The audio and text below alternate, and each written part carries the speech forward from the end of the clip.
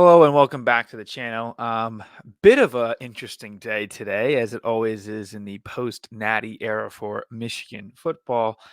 We find ourselves, me more specifically, freaking out on Twitter as usual. So if you don't follow me on Twitter, my @'s right there, right there. So go ahead and follow it at Blake Stackpool. Bit of a nuts day. We started off this morning. This is Monday. I have a video recorded that I was going to put out today, which is going to come out tomorrow. It's the talking about the quarterbacks, and the quarterback position potentially for Michigan. Hopefully nothing's really changed. I don't think so. But it is Monday. What is it? January 29th. And we had some more departures this morning. Coach Herbert, the strength conditioning coach, University of Michigan, attributed to basically helping turn on Michigan completely and making these 3 stars into absolute freaks, has left for the NFL, along with Jim Harbaugh to the Chargers, and Minter officially is gone as well. So we've now lost those 2. Minter is expected. Obviously it sucks, but it is what it is. And I remember I put out a tweet. I don't know if I even have it still. I probably deleted it or something. But I put out there, I said there's 2 guys you cannot miss. 1A, Minter. 1B being Herbert. And you now have none. Herbert was a bit different, right? Because strength and conditioning in college is a lot different than it is in the NFL, right? So in college, you're a maker of men. The little scrawny 18-year-old comes in that was good playing high school, and he comes out an absolute freak. You turn a wide receiver into a tight end, things like that, right? You make men, right? In the NFL, everyone's got their own tradition, only got their own trainer, own everything, nutritionist, everything. They have all that. So he's going to do a lot less, but he's getting paid more, allegedly. Looks like he got a big boost in his salary, but he wanted to stay at Michigan. He was offered, he asked for a 10-year deal. It seems like he already was on a 5-year deal, so I'd imagine it was a 5-year extension. I think it was already kind of built in if Harbaugh was going to stay. Obviously, Herbert would stay. And then we lost Harbaugh, of course. I kind of don't know if I don't even remember how much I got into it the other day on the channel itself. I had a big Twitter space talking about it when it actually happened. But we find ourselves, in a bad spot here. Harbaugh is going crazy, trying to take everything from Michigan. I think the natural reaction, there's 2 sides to this. I didn't really think of the other side until, I found it, the social media echo chamber on it. It was Ward Manuel, the athletic director, versus Jim Harbaugh. And I think 2 things can be true. Jim, one, wanted to go to the NFL. Yes, sure. Did Jim feel like he had to go to the NFL? Yes. Why is that? He had no trust from the AD in his eyes. We're going to go from the Jim Harbaugh perspective first. We're going to speak on that. I am Jim Harbaugh. I shouldn't have gotten that ridiculous cut of salary and almost get fired in 2020. I'm doing the best thing I can. I then adjusted. I ended up winning 3 Big Ten championships back to back. Beat Ohio State 3 times and went to the playoff 3 times. Won 2 games in 3 attempts with those 2 in the same year, meaning I won the national championship last year. I don't know why my contract's not already done. I should get a crazy extension. You're going to make me the highest paid coach, and I'm not going to have any repercussions in terms of NCAA overstepping or psychotic behavior, which they're known to do. And then that was it. I will also negotiate with the Chargers and use the what's it called, Atlanta Falcons as leverage and Michigan as leverage. At the 11th hour, back to me talking, at the 11th hour, Ward Manuel finally offered the contract. Now, I know it does put Ward in a weird spot. Again, I'm very, very, very much in favor of Harbaugh here and anti-Ward in this scenario. I think it's kind of, you got to retain him at all costs. Yes, you gave him the Bill Self deal, but you gave it to him at the last second. Were you giving that to him to save your own ass?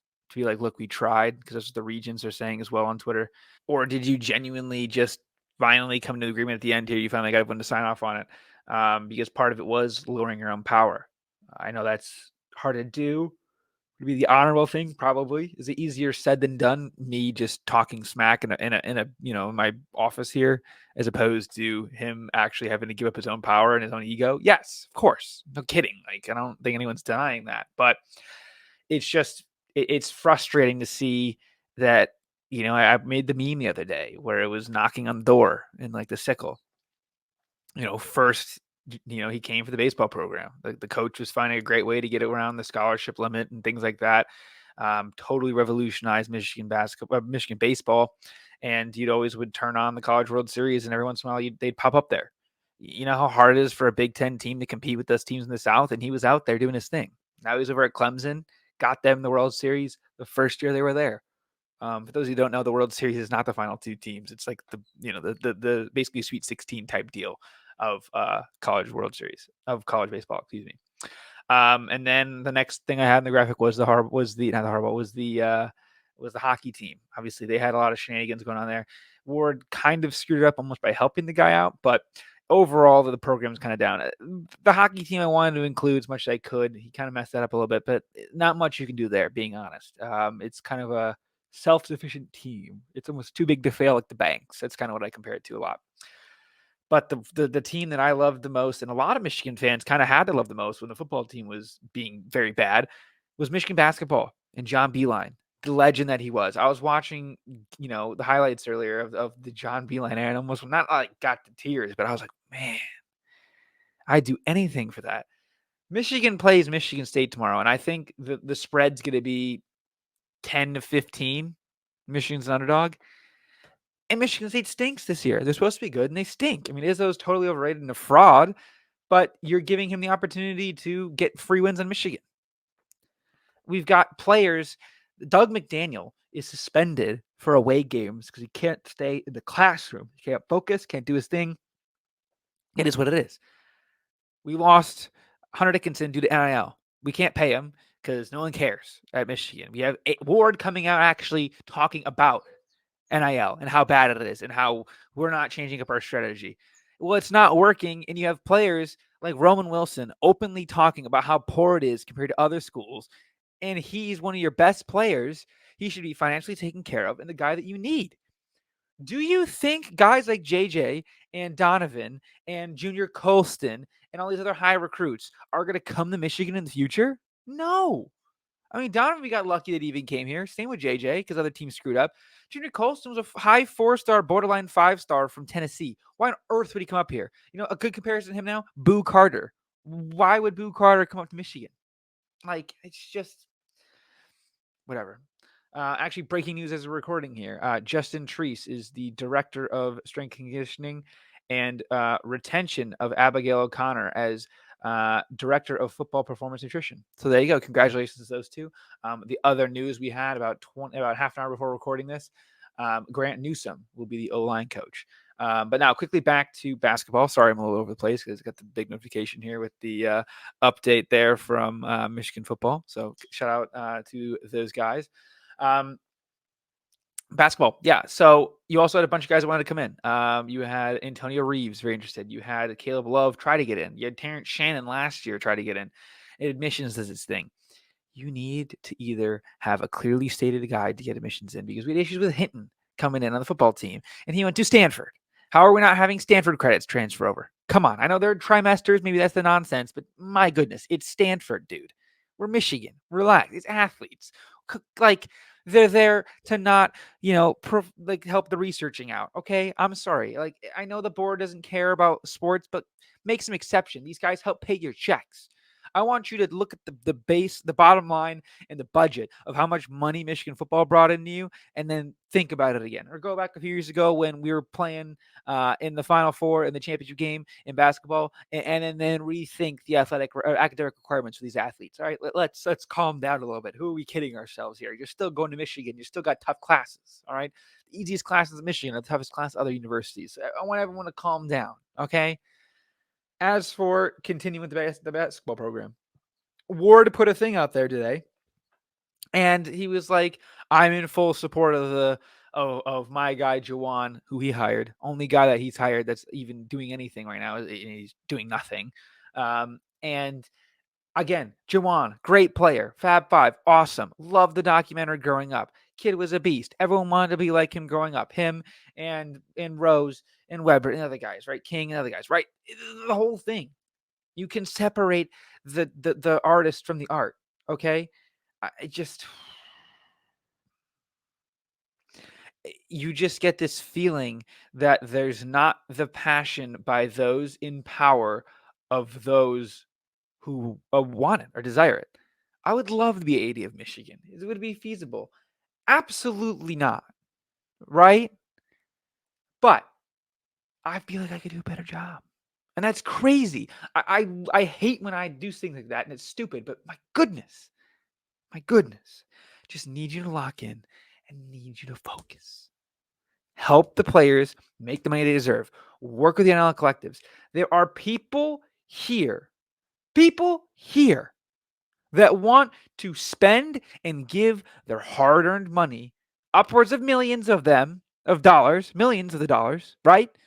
To help out this team and this university and the athletes, from the women's softball players who are complaining about their NIL up until Roman Wilson, one of your captains on the grandest stage and the granddaddy of them all at the press conference, talk how bad it is. You need to focus. You need to figure it out. Okay. People are already calling for your job. I will continue to do that if you do not live up to the expectations of this great university and its athletic department. Okay? We need you to do it. It's such a self-sufficient thing.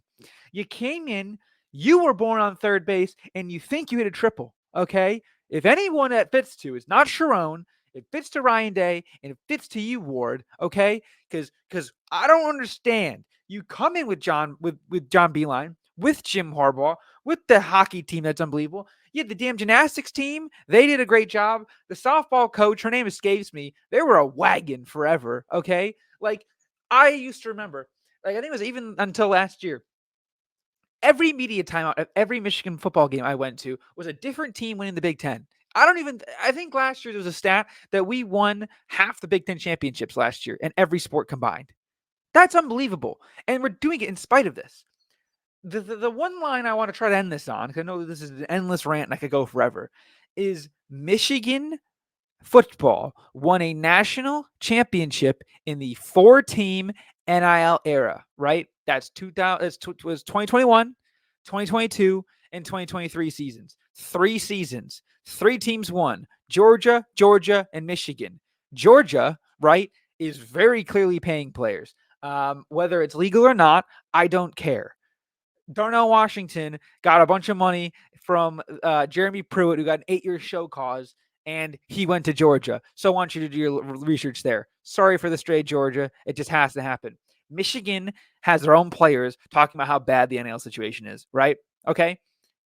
You have the AD that hates the coach. Like, those guys hate each other. It's not just him. All right. It's a super dysfunctional thing. It's literally like if your parents are staying together just because of the kid, right? It's bad on the kid and it's bad on both parents. Okay. But Michigan won a national championship 15-0 in the midst of a overbearing AD firing coaches mid a crazy federal investigation. Not federal, but NCAA and conference related investigation.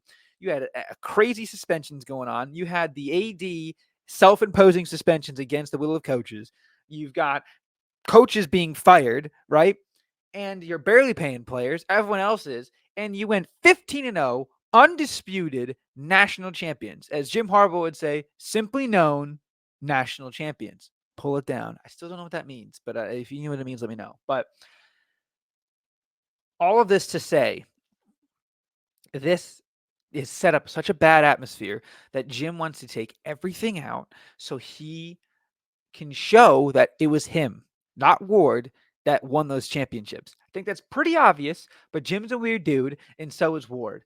So now we look at this, right? We look at all of this, and Sharon's going to be screwed. Yes, he retained Newsom, elevated him to O-line coach. Awesome.